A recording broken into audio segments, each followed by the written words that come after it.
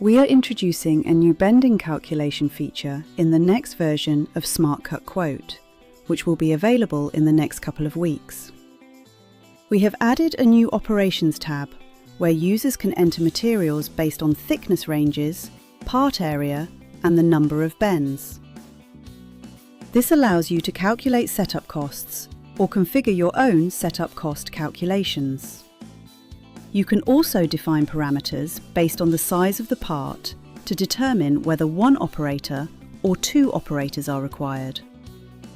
When a DXF part is imported, the software automatically detects and adds bend lines.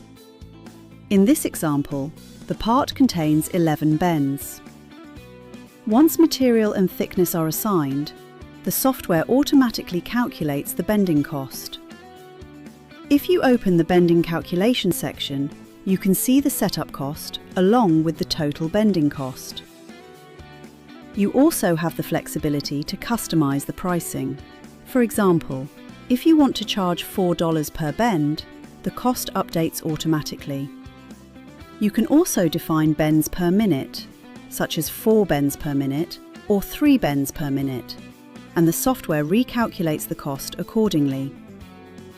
If the quantity changes, for example from 1 part to 20 parts, the software keeps the setup cost the same while multiplying only the bending cost, making the calculation process much easier for users. Just like before, users can manually add any line as a bend line if required, while the automatic detection works across various bend line types. This functionality has also been added to the 3D version of Smart Cut Quote. When a 3D part is imported, the software automatically detects the bend lines. After selecting the material and applying the settings, the bending costs are automatically calculated. In the 3D environment, users can also quote assemblies more efficiently, as the bending costs are calculated directly from the imported sheet metal components without requiring manual bend counting.